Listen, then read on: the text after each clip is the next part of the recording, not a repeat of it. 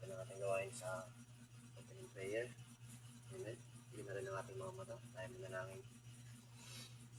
Lord God, papasalamat kami Lord God sa lahat-lahat Lord God. Sa araw na ito Lord God, na pinahintirutan niyo muli Lord na magkaroon ng gawain dito sa bahay Lord. Lord God, pinapanalangin namin Lord at pinapasalamatan din namin Lord sa inyong mga nagawa Lord, sa walang sawang paggabay Lord, pag-iingat Lord, at lalong-lalo na po Lord sa pagpilit namin Lord, sa pagpapalitan Lord, na pinilin namin.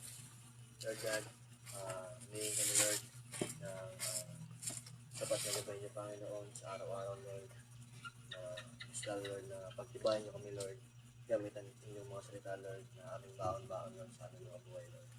Lord God, na may gabay niyo po ang bawat isa amin Lord, sa aming pamilya Lord, at maging ang mga minamahal namin Lord na mga kapatiran Lord na nasa ibang dako Lord. Kung ano Lord ang natatamasa namin Lord, na biyaya Lord ay naway ganun rin po sa amin na Lord. Lord God, umasa kami sa inyo Lord, at alam namin Lord na walang imposible Lord sa inyong pangalan Lord.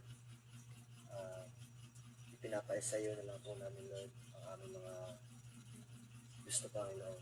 Lord God, wala pong ibang hinihiling Lord, kundi tinataas ka namin Lord, pinapulis sa inyong dakilang pangalan, Jesus Christ name. Amen. Amen. Sa ating ito ay awitin natin ang hindi ka nagkulang.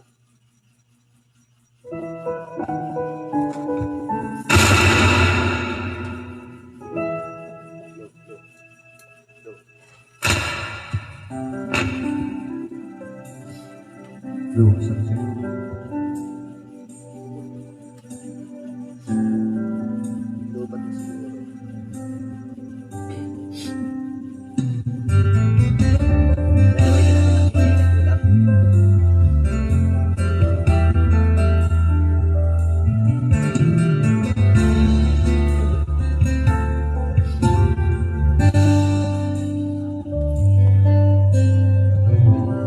Tingin ko lahat ng awit sa mundo, di kayang ilarawan ang kadakilaan mo. Kulang ang lahat ng tula, kulang maging mga salita upang ihayag ang kabutihan mo. Itin ko man lahat ng awit sa mundo, di kayang ilarawan ang kadakilaan mo. Kulang ang lahat ng tula, kulang maging mga salita upang ihayag ang kabutihan mo.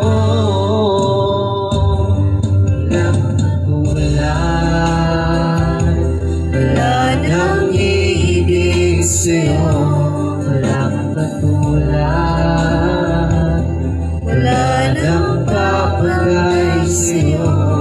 Ikaw ang Diyos noon pa man, maging ngayon at kailanman. Sa habang panahon, wala kang katulad.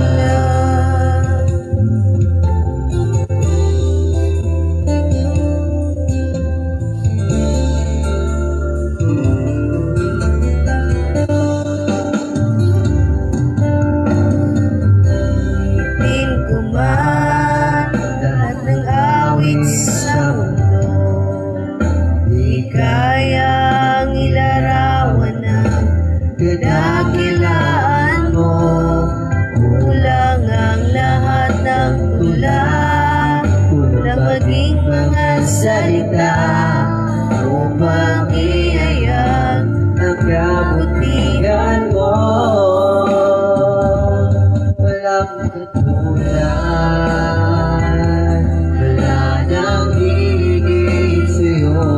walang katulad,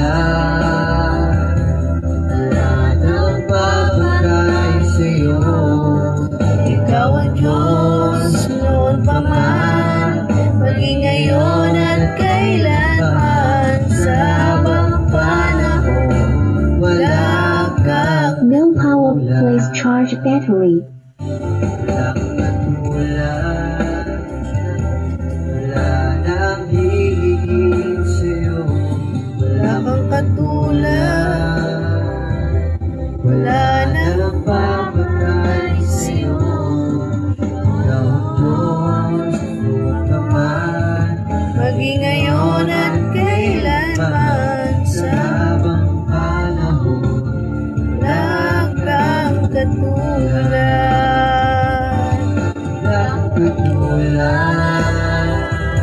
Wala nang higit sa'yo, wala kang katulad.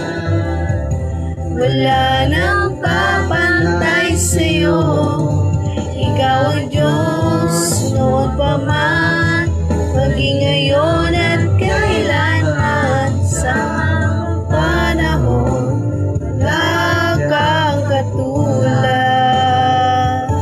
Sa habang panahon, Wala kang katulad. sa habang panahon, lahat ng Katulad.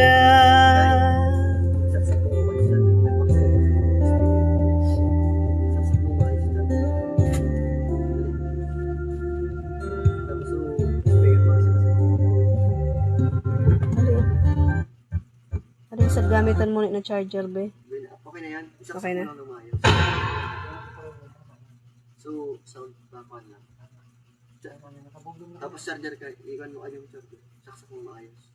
Di ayaw sana yung sana. Okay na. Okay. Iwatan mo kayo na. Gamitin pa natin ang When I Look Into Your Holiness.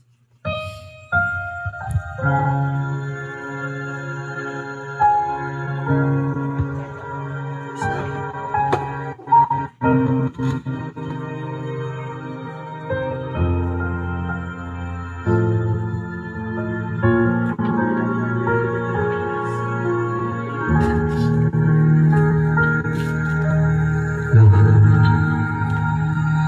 When I look into your holiness, when I listen to your loveliness, when all things that surround become shadows in the light of you.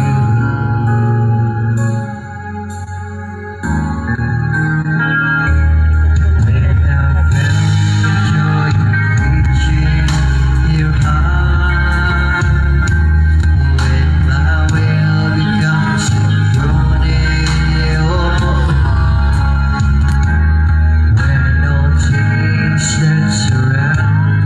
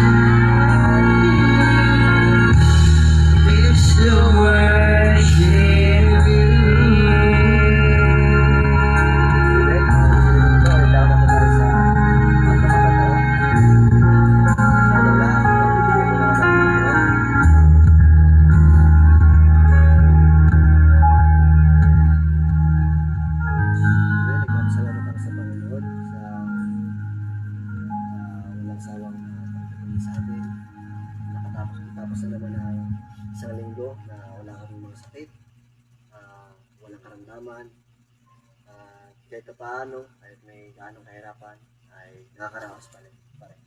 Binabalik ko ang salamat po sa ating tayo. Meron pa po po magkakataon. Ang kakapit.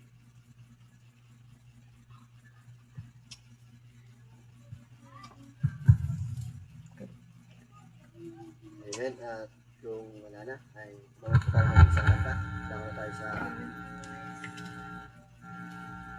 Jim. Amen. Ako po ulit na lang kay buti-buti mo.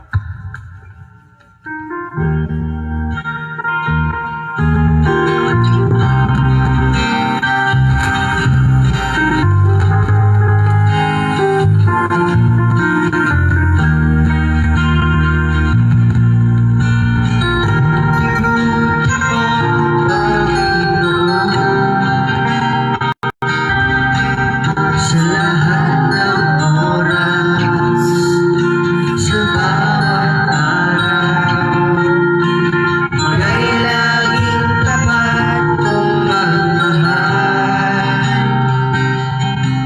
Ang iyong kawan ang kabawalan ka.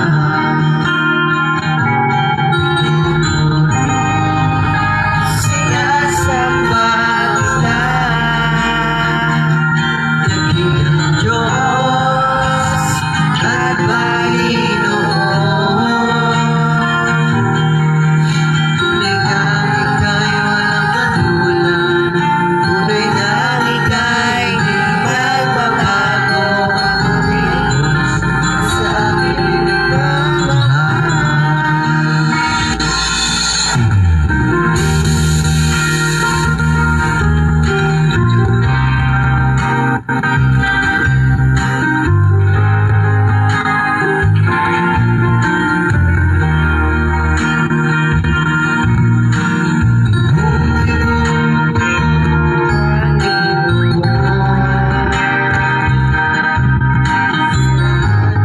Oras sa bawat araw, kay laging tapat kong magmahal.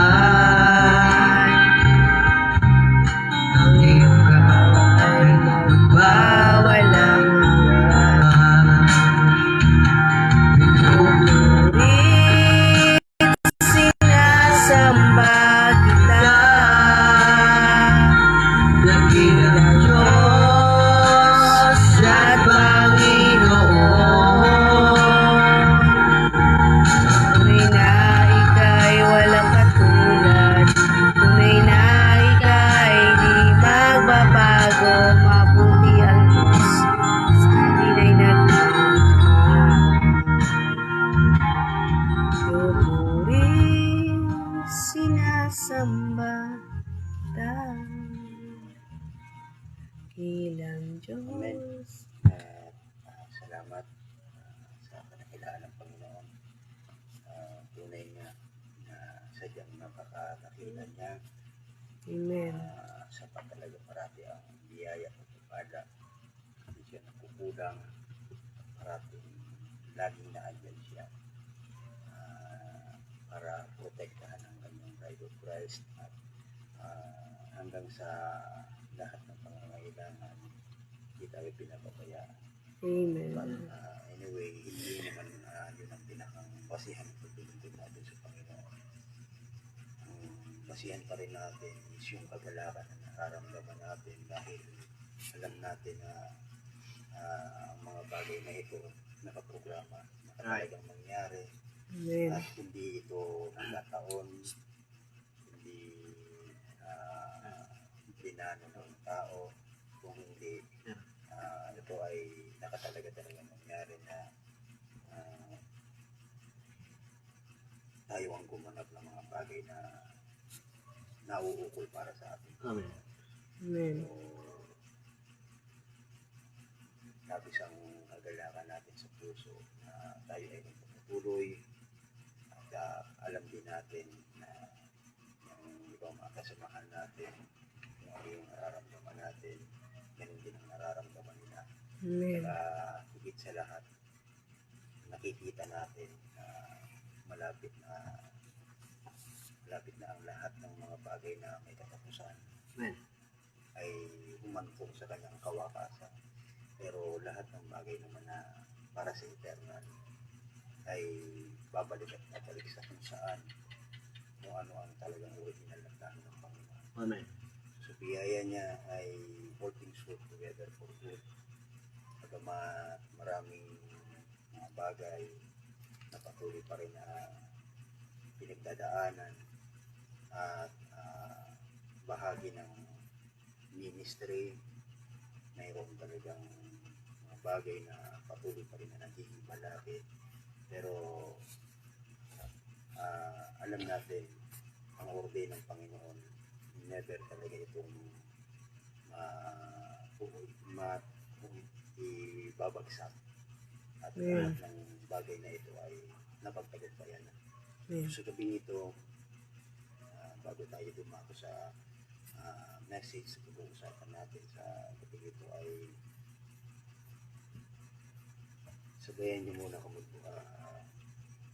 magbasa ng banal na kasulatan sa Book of Matthew, chapter 12. Umpisa natin verse 37. Ano na pangalan mo tayo? Ano pa? Bigas ka na lang din.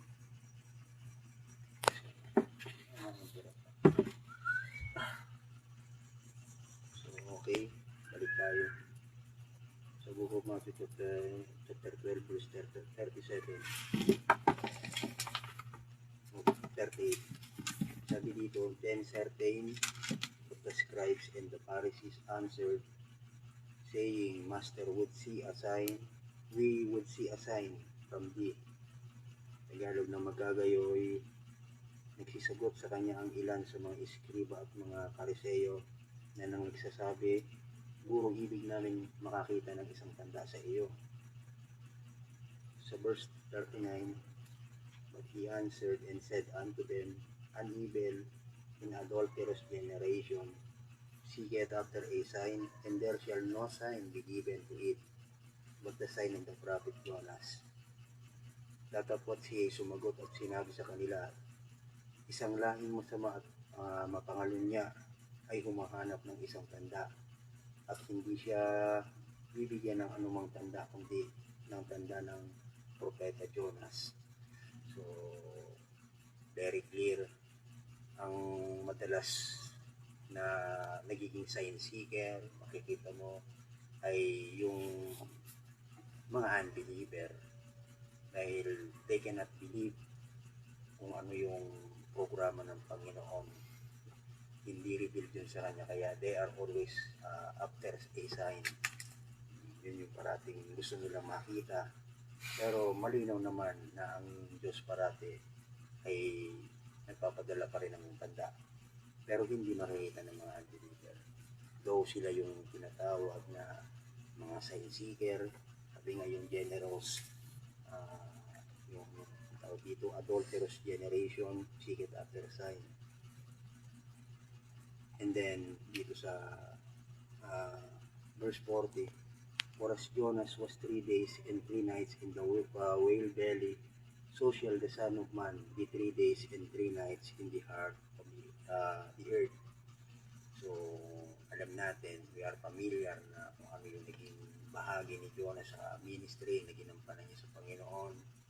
Though siya ay he tried na tumakbo sa commission ng Panginoon, pero still gaano man niya kaiiwas doon sa bagay na pinapagawa sa kanya ng Panginoon ay wala siyang magagawa. Kaya yung iba parang ang dating ng inaabot ng kanilang karnal na kaisipan, si Jonas, mali yung ginawa. Pero sabi nga natin, all things are work together for good. Dahil yun naman ay portraying o nagpapakita kung ano yung magiging kaganapan. Yun yung magiging tanda din na kung paano si Jesus Christ, mga kapatid, kung ano yung nangyari kay Jonas. The same thing po yung nangyayari din sa anak ng tao, as the Bible said. Kaya sinabi ng Biblia, sabi dito, sapagkat kung paano si Jonas ay napasatian ng isang balyena na 3 araw at 3 gabi ay ganun din mapapasa ilalim ng lupa na 3 araw at 3 gabi ang anak ng tao. The men of Nineveh shall rise in judgment with this generation and shall condemn it because they repented of the preaching of Jonas. So just imagine mga kapatid, kung paano sila ay babangon para itong henerasyon din ito ay hatulan. So bakit sila yung gagamitin? Isa sa magiging mga tagahatol. Shall condemn it because they repented at the preaching of Jonas, and behold, a greater than Jonas is here. Yun yung pinakang punto. Yung mas dakila pa kay Jonas ay narito. Kung paano nga yung mga taga-Ninive sa pangangaral ni Jonas, sila ay nag-repent, they repented. Eh si Jonas yun, how much more na greater than Jonas is here. Yun yung pinaka-impact. Kaya they will rise to condemn this generation for being dahil doon sa pagiging sa kanilang unbelief. And then sabi dito, the queen of the south shall rise up in the judgment with this generation and shall condemn it, for she came from the uttermost parts of the earth to hear the wisdom of Solomon. And behold, the greater than Solomon is here. Tagalog, magbabangon sa paghuhukom ang reyna ng Timugan na kasama ng lahing ito. So, the same thing doon sa Queen of Sheba. At ito'y hahatulan sapagkat siya ay nanggaling sa mga wakas ng lupa upang pakinggan ang karunungan ni Salomon. At narito dito'y may isang lalong dakila kay Salomon. So gusto kong kunin yung last part, passage sa binasa natin sa scripture, yung subject na greater than Solomon is here.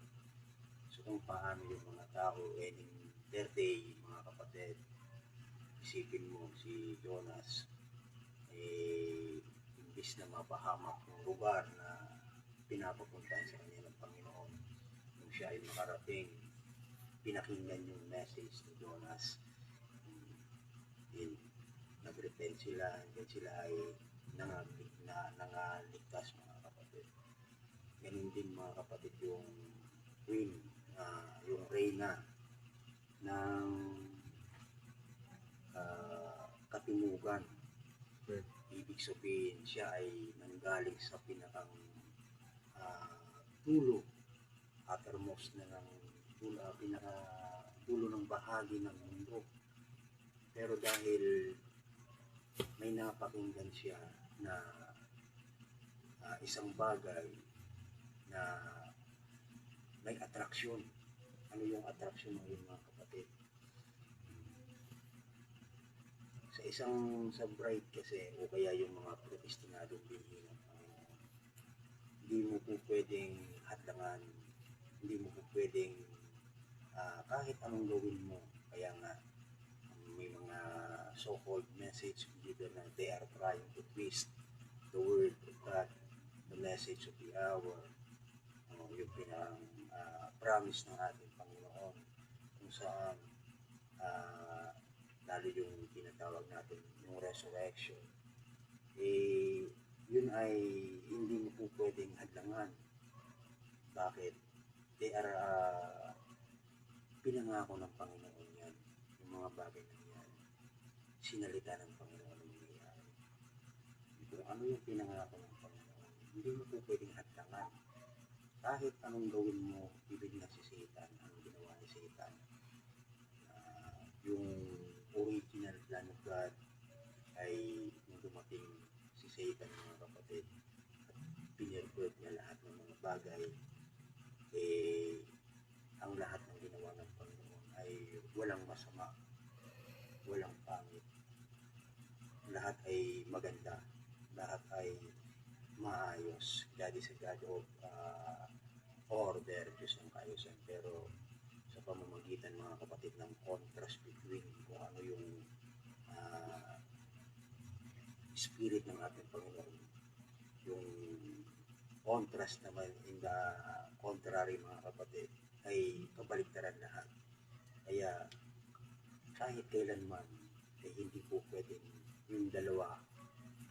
Let's say yung example natin is yung liwanag at dilim, lights and nights cannot exist at the same time. So sa programa ng Panginoon, kahit anong mangyari, pag yan ay nakatalaga, it will come to pass yan, mga kapatid. Amen. Kaya the word resurrection, marami na ayaw, especially yung physical resurrection, very clear, mga kapatid, na hindi po pwedeng hadlangan kahit yung kamatayan. Kaya sa atin, hindi. We have no worry about it. Ano man yung mga nangyayari, mga kaganapan, may mga nararamdaman minsan, mga sakit, anumang karamdaman. Pero still hindi yan makakapagandang. Bakit? Sa pamamagitan, mga kapatid, ng inspiration, may inspire tayo because lahat ng bagay na yan, mga kapatid, alam natin. So, sabi dito, now you give me the verse and scripture of the Bible where God taken the power from the church.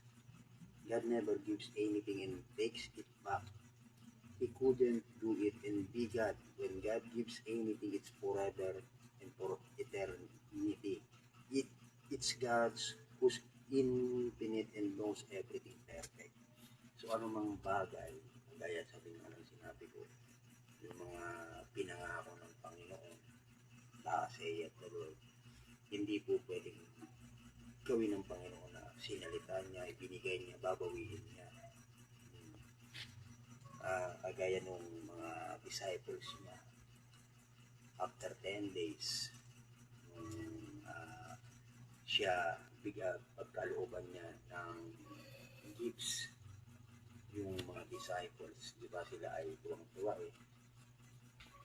Kumbaga pinahayo ng ating Panginoon na sila ay mangaral, magpagaling, tuwang-tuwa yung mga disciples. No, kala nila yun yung pinaka main thing. Pero nung sila ay sa kabila ng pagre-request nila, nirequest pa rin sila ng Panginoon. Bakit? Hindi pa rin yun ang pinakang climax, mga kapatid, ng talagang ministry ng Panginoon. Kundi ito ay bahagi lamang. Kaya dumating sa time na sabi dito, we find that these 12 apostles about 10 days after God gave them power to heal the sick and to cast out devils, to raise the dead. If we would only look, we find those men totally defeated on an electric case after 10 days nga na nabanggit natin. So, yung mga disciples ng ating Panginoon ay hindi nila napagtagumpayan yung isang sitwasyon na kung saan may isang tao na may karamdaman ng epilepsya. Sabi dito, if Jesus came down from the mount and he finds them out there with a boy with epilepsy and they could not cast the spirit out. So, yung bagay nang yan, alam natin, mga kapatid, pag sinabing karamdaman, espiritu yan. No? Espiritu yan. Sa umpisa, espiritu yan, tapos nagkakaroon ng form, nagiging isang cell until na ma-form yan kung anong klaseng sakit. Pero ang pinakang umpisa niyan ay espiritu. No?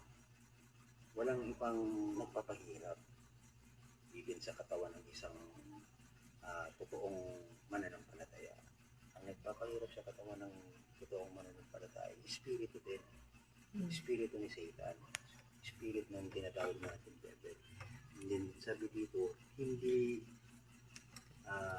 kayang palayasin ng mga disipulo. Kaya ang ating Panginoong Jesus ay bumaba galing sa mundo, and they could not cast the spirit out. They were shouting and praising the Lord and kicking and anointing with oil or whatever more, kung ano-ano ang ginagawa nila. Sila ay sumisigaw, shouting, sumasamba sa Panginoon, nag-anoint with the oil or whatever, but they could not cast him out. And when Jesus came to the scene, the father of the child ran up to Jesus and said, Lord, I brought my boy to your disciples, and they could not cure him, and if thou can help us. So, yung tatay na nililapit sa ating Panginoon. Anong problema? Na hindi nila makast out yung devil spirit in the form ng tinatawag na epilepsy. Then when this boy was brought into the presence of the Lord Jesus, he had the hardest fit he probably ever had, and stretched out like he was dead. Parang patay na yung bata. In so much that many said he was dead, but Jesus said, take him up, it's gone from him. And the boy was healed. Pinadala yung bata. Ano nangyari. Yan, marami yung nagsasabi o nakasaksi na akala talaga nila patay na. Pero sa pamamagitan ng ating Panginoon ay kanyang binaling at nabuhay muli. Now then the disciple came to Jesus alone privately and said, why could we not cast him out? 10 days ago you gave us power. O eto na. Parang nagtataka yung mga disciples na tanong sa ating Panginoon. 10 days before niya, okay naman eh. Tuwang-tuwa nga sila. Pinagkalupot sila ng gifts. Napalayas nila yung mga sinapian ng mga espiritu. May mga sakit na napagaling nila. Pero at this point, dito sa binabasa natin na bahagi ay sila ay nagtataka. Bakit ngayon di namin magawa? Di ba niya binigyan mo kami ng kapangyarihan? Have you taken it back again? Yun yung tanong ng mga disciples, mga kapatid. Yung binigay ba sa kanila na kapangyarihan ay binawi uli ng ating Panginoon. Sabi dito, Jesus never told them he had taken his power back. Neither did he tell them that they didn't have the power to do it. So, hindi sinabi ng Panginoon na binawi na yung kapangyarihan na ibinigay sa kanila. O hindi rin sinabi ng Panginoon na wala na silang kapangyarihan na gawin iyon. He said it was because of your unbelief. Ibig sabihin mga kapatid, due to unbelief. So dati, binigyan sila, nagamit nila. Naandun yung faith, yung paniniwala. Pero, afterwards, after 10 days, sinusubukan muli nila, hindi mag-work. What's wrong? Ano muli? Ang Diyos ba ay, ang pinupunto dito, ang Diyos ba ay bigay bawi? So sabi dito, it was because of your unbelief, not lack of power, hindi kulang o hindi yung power yung difference yung binisa ng Panginoon. Lack of faith to use what power you got. Amen. Yun yung punto mga kapatid, na andyan pala. Kaya kung binigyan ka ng isang bagay, binigyan ka ng Panginoon ng isang bagay, alam mo kung halimbawa yung ano yung identity mo, alam mo kung kung sino ka. Hindi mo po pwedeng i-question.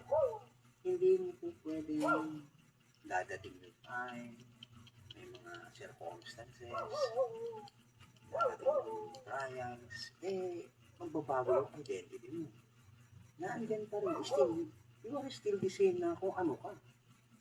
Na kung ano yung ibigay sa iyo ng Panginoon, naandyan pa rin yun. But the problem is, you have the lack of faith to use what the power you got. Naandyan na, meron ka na eh. Pero hindi mo lang magalit dahil wala kang pananampalataya.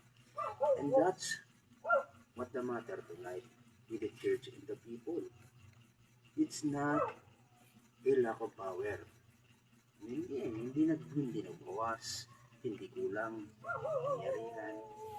So, kunin natin yung part na yun at intindihin na yun. Kung hindi, ano yung problema? Why it's not lack of power? Why you born again children of God has the power to move mountains? You got the power. O diba, sabi ng scripture, the Bible said na if you can have magkaroon ka lang ng faith na singliit lang ng bukid ng mustasa. Gano'n ba kaliit yung bukid ng mustasa? And I think ito yung pinakamaliit na bukid sa mga bukid ng mga alaman. No? Tapos, yun pa yung same ganoon lang ang nire-record. Ganoon lang yung kaliit. Pero, kung meron kang pananampal, kahit ganoon lang, if you can say to this mountain, be moved and don't love your heart. Huwag kang mag-aalindangan. No, hindi imposible. Right. Amen. Don't love your heart. Mangyayari. Hindi din yung tricks lang. Hindi yun yung parang na para bagang pang-aliw na salita. Yun yung reality. Amen. Na meron ka. Amen.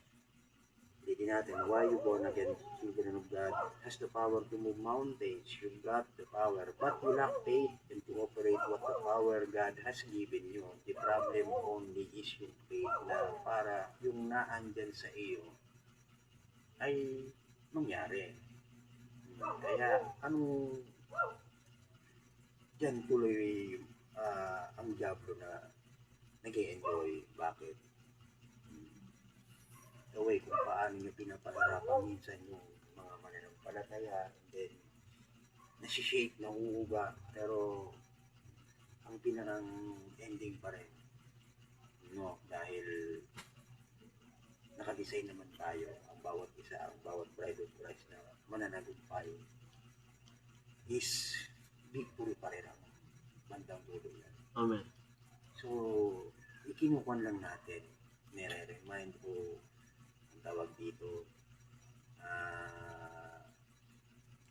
ginigising lang natin yung talagang totoong tayo na hindi pa pwedeng mahihina ay magiging mahina.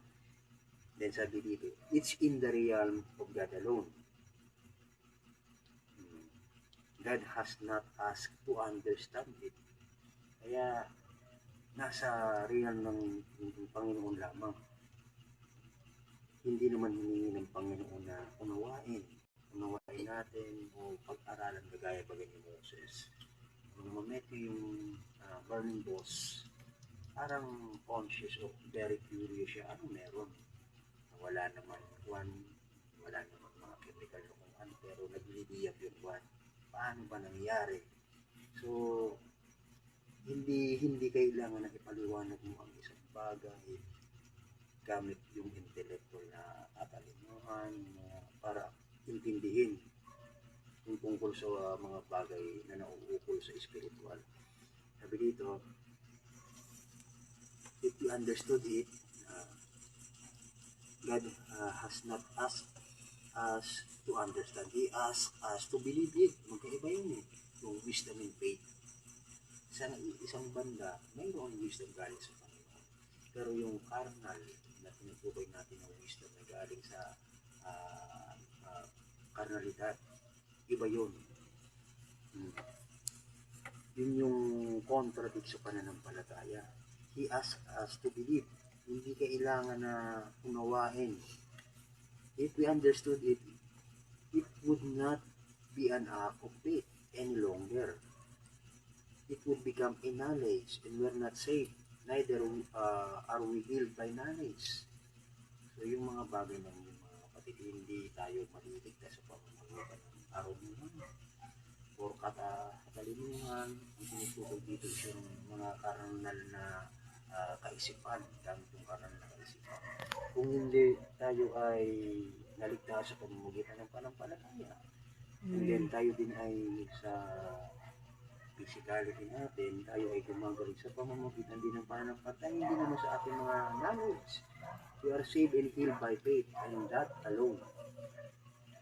And the Word has always attacked the gifts of God.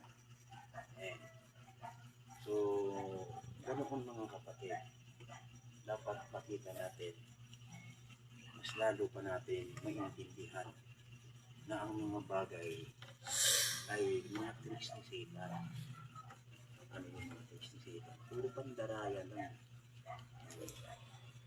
Gamit yung mga emotion, yung sensation, mga nararamdaman, mga kaisipan, kahit knowledge, doon tayo dadayain. Pero while gustong gawin yun ni Satan, hindi siya magpapagod. Bakit? Yung throne of God is nasa atin. Pinaprepare. Amen. Kaya makikita mo yung pagkakaiba na ang Diyos pa rin talaga ang kumikilos. Not our will eh.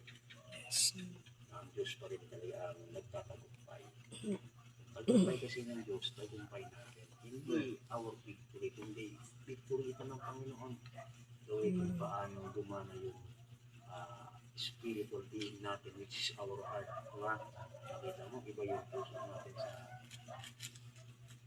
pusong mamon. No? Diba? Sensitive yung puso mamon. Pero yung puso natin, yung kung paano nag-iisip ang isang normal na tao sa kanyang kaisipan, tayo, ginagamit natin. Puso yung gumagana sa atin, nagpapatakbo. Yun tayo,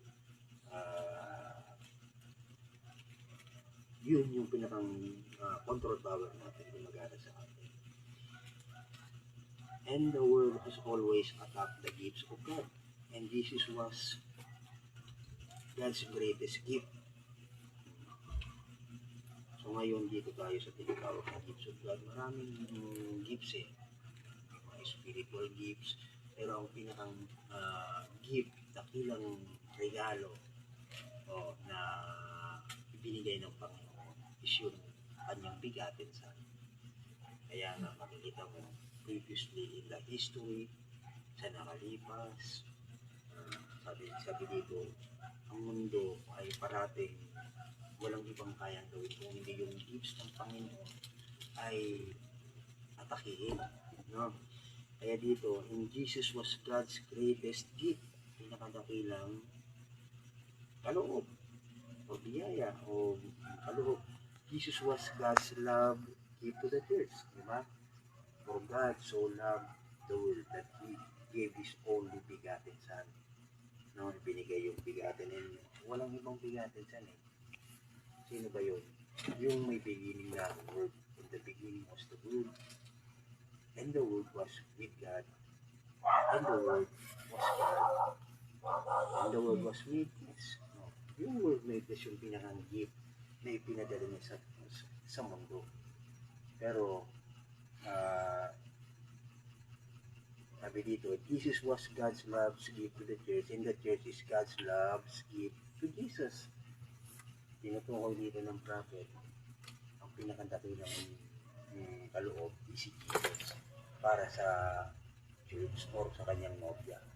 At the same time, ganoon din mga kapatid, kung paano si Jesus bilang siya ay gift, ganoon din yung church or bride. Gift din sa atin ng Diyos sa kanyang bridegroom, which is ang ating Panginoon Jesucristo. No? And the church is God's love to Jesus. God so loved the world that He gave.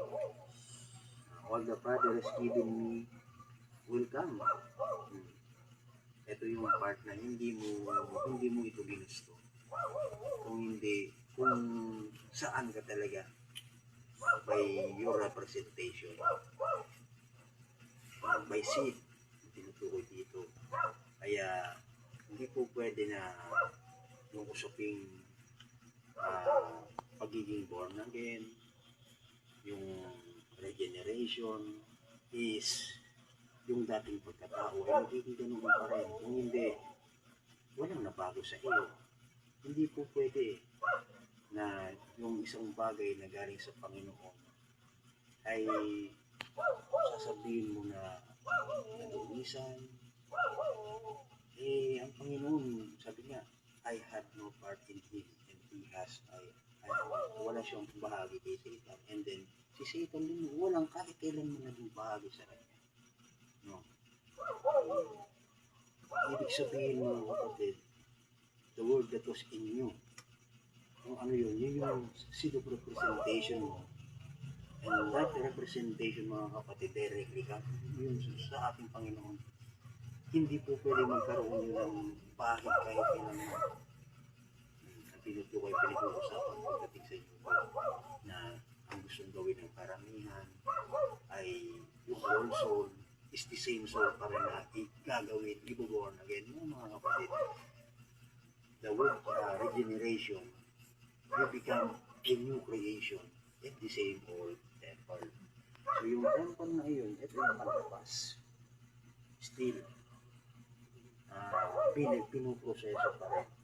But yung pinakang kaloob-looban is a new creation. Pag sinabing new creation mga kapatid, hindi ito yung na-makeover. Linis, may mga part na pinaparatangan pang nagkasakit. Hindi ito mga kapatid magkakasakit yung bahaging eternal. Paano kung galing yan from the word na eternal? Hindi mo po pwedeng lagyan ng kung ano pa mga bahira ng bahagi na kumbaga attributes ni Satan. Hindi i-epekto.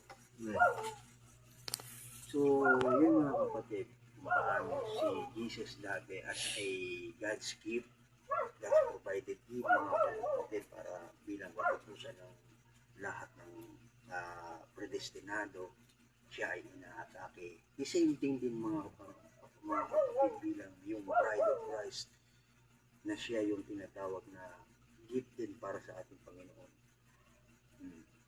The apple of the eye. Walang ibang very special yung tingin ng bride of Jesus Christ. Once you are a bride, sabi nga, it is not the person that comes predestinated eternally from God. Kung hindi using pa rin na, especially yung bakit galing rin mismo sa kanya. Bahagi niya yun. Yun yung part na hindi mo po pwedeng i-convert. Na yung conversion ay sasabihin mo na from sinner to saint. Not at all. Hindi po pwede. Kaya nga, he that God is not conceived. Pinanganak ng Diyos. Kailan ba na-express yung identity ng yun?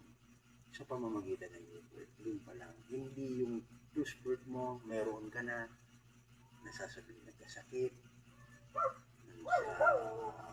kailangan i-heal yung soul. Walang ganun mga kapatid sa programa na ating Panginoon. So, there is always difficulties in the way. Ano yung tinutukoy dito? Sa lingkuran. And then, hindi lang sa panahon natin, sa lahat naman ng panahonan, pagdating sa isang bagay na tama, parating may kahirapan yan.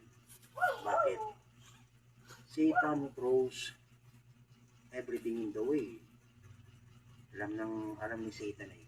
Diba? Alam natin na kung saan yung katotohanan, naandun din yung presensya ng daklo ni Satan. Kaya lahat doon sa daan na ganoon, ang gagawin ni Satan is lalagyan yan parati ng mga kung ano-ano mga kahatangan yan. Satan throws everything in the way. Lahat ikukuha niya, gagawin niya. Para he can when he sees a real move of God get started, he'll do it to you. He'll put everything, all the hindrances he can, and in your way. Kaya nga makikita natin mga kapatid, no, personally, sa paglilingkod mo sa ministry, pagpapagamit sa Panginoon, sa ministry mga kapatid, tayo bilang bahagi ng Panginoon na nagministeryo ng naiwanan niyang gampanin pa yung last part, ang lahat ng ito ay hindi magiging madali. Nandiyan parati yung opposite side na ang gagawin lahat ay harangan, pahirapan ka, pero definitely hindi yan magtatagumpay. Kaya yung mga tao na talagang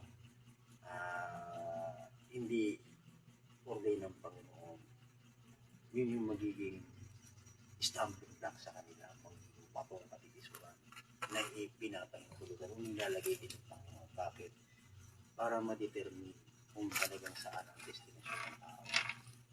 Tingnan mo, may bagay na kung alam mo kung nasaan yung presensya ng Panginoon, yun yung bibigay sa iyo na kagalakan na puntahan.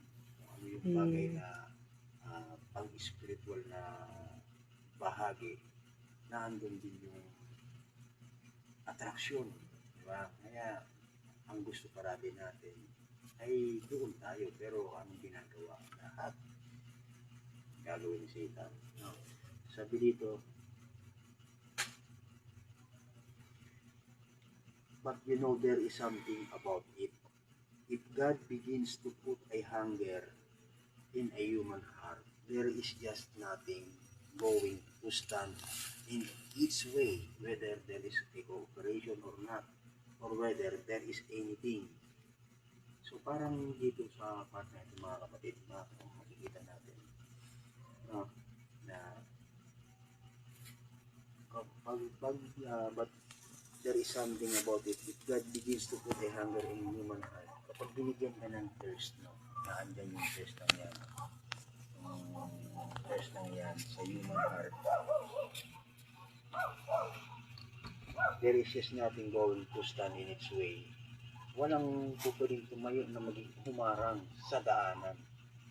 Tignan mo, si Jonas, binasa natin scriptural, na iba yung direksyon na dapat niyang puntahan. Sinubukan pa niya eh. Pero still, hindi pa rin yung naging matagumpay. Ipinulit siya ng Panginoon sa tamang daan. So yung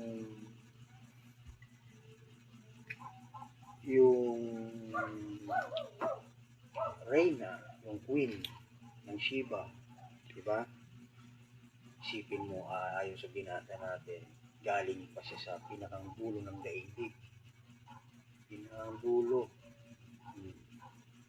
na hindi madali na ita-travel o pinakang dulong lugar kung saan siya nanggaling hanggang sa pupuntahan niya.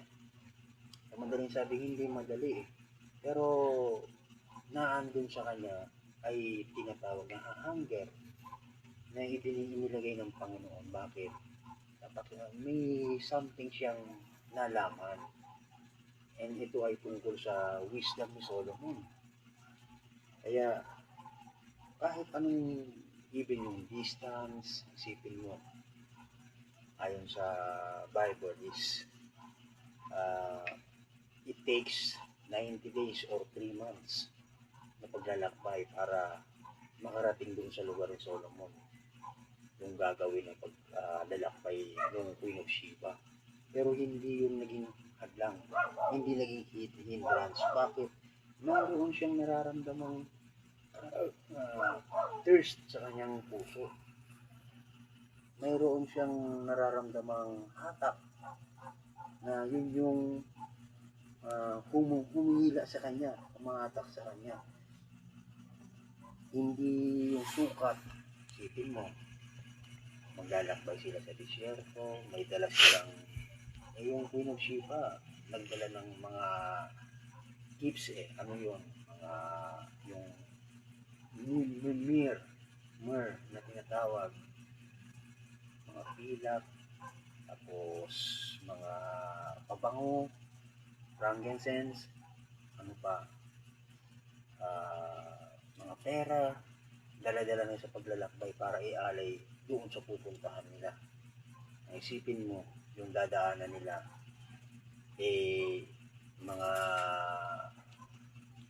lahi ni Ismael sa disyerto, sila ay mga wild na mga tao.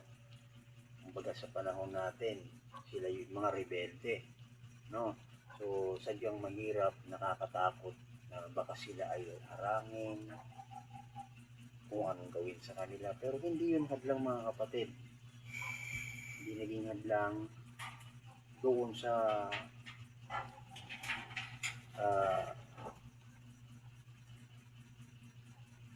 kagustuhan na nung Queen of Sheba. Sabi dito, she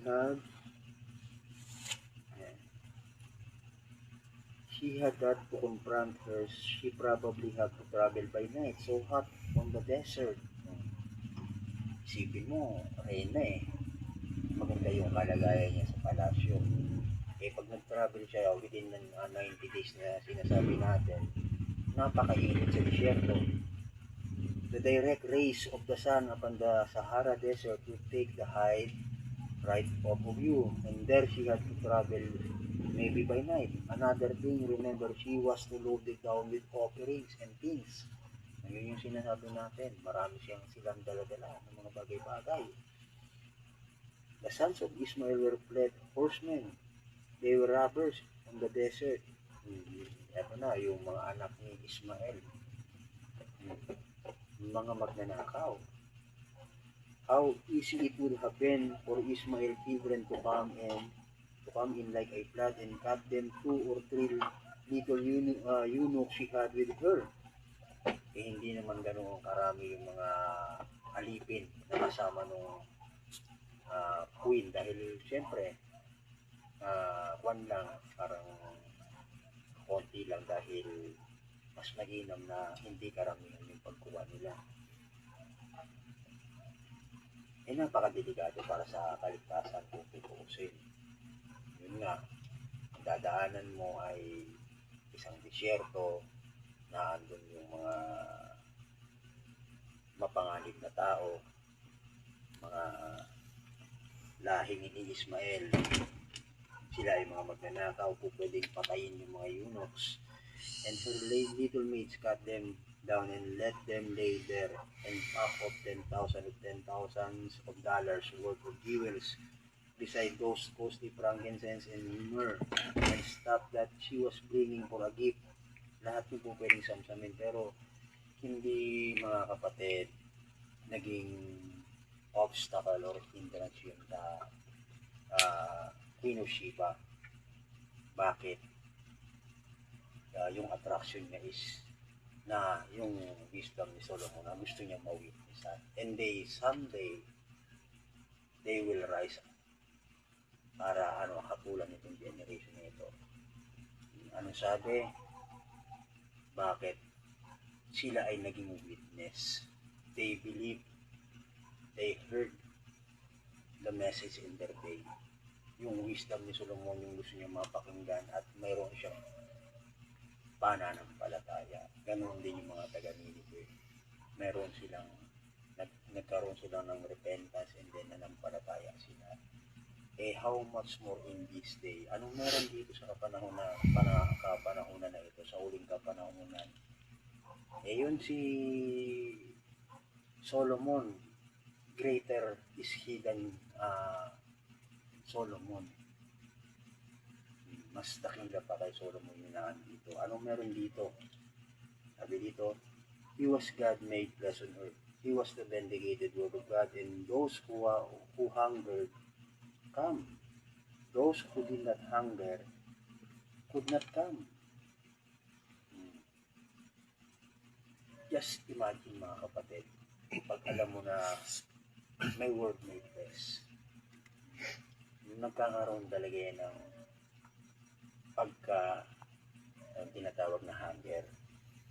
Kaya yung meron nun, hindi maghahanap ng kung ano pa mga excuses, ano mga rason, kung hindi ang magiging kwan lang nila, ang gustong mangyari nila ay makarating.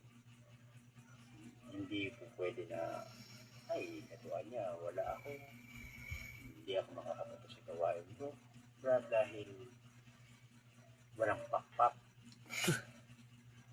Tsaka na kanya pag pinagpala, those excuses, those reasonings are created ni Satan. Meaning, si Satan, mga kapatid, ang ini-entertain o naandyan na kung saan you are defeated by those reasonings sa mga ganoon. Hindi na yan po pwede. Naandun nga dapat yung hunger. Isipin mo, ang pag-uusapan is yung pang walang hanggang buhay, tapos wala kang ganoong attraction sa puso mo na na-attract ka, nahahatak ka. Eh sabi dito, and those who hunger come, those who did not hunger could not come. Said all the Father has given will come. And how can you come then unless He has been given? So yun lang yung pinakang susi. Hindi ka talaga pupunta sa isang bagay na para sa Diyos kung hindi ka galing sa Diyos. Right. Pero kung galing ka sa Diyos, ibinigay ka talaga ng Diyos, darating ka talaga. Hindi mo alintana yung mga bagay-bagay. Walang mga negativity, kung ano-ano pa man na dahilan. Bakit? Yung mga dahilan lang yun, mga kapatid, may tatayong witness against you pagdating ng panahon. Pag sinabi mo, ang layo, yun na. Yung Queen of Sheba, isipin mo, natry mo na bang maglakbay within 90 days? 3 months.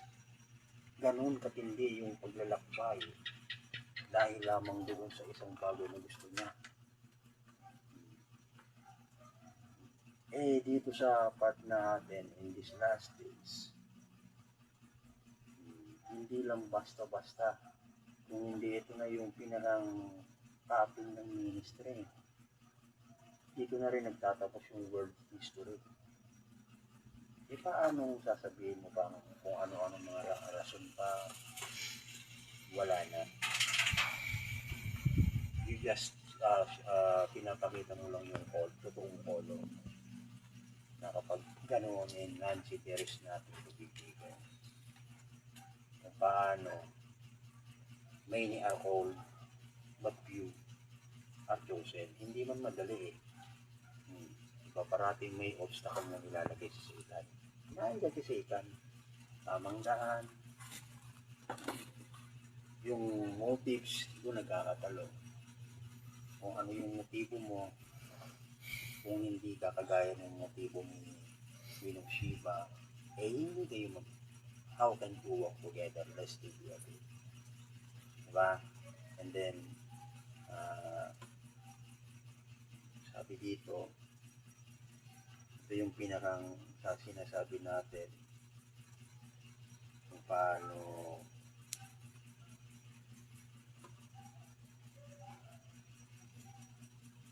yung attraction natin, yung gospel.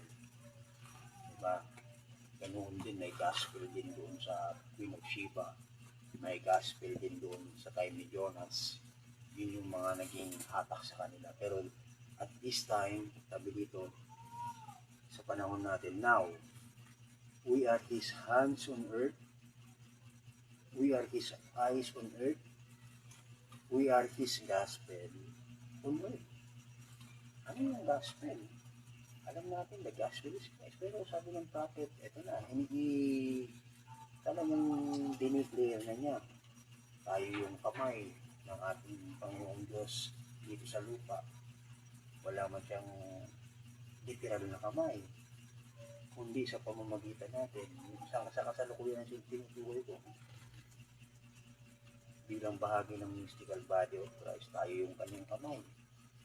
We are His eyes on earth. We are His gospel on earth. Tayo yung gospel sa earth. Ano yung gospel? Parati natin sinasabi, the gospel is Christ. Pero sino ngayon yung gospel? Si Christ pa rin. Saan yung nobya? Ano yun? And the gospel is not altogether by the word. Right, amen. Hindi lang sa pamamagitan ng doktrina, hindi ng word. And the word made manifest is the gospel.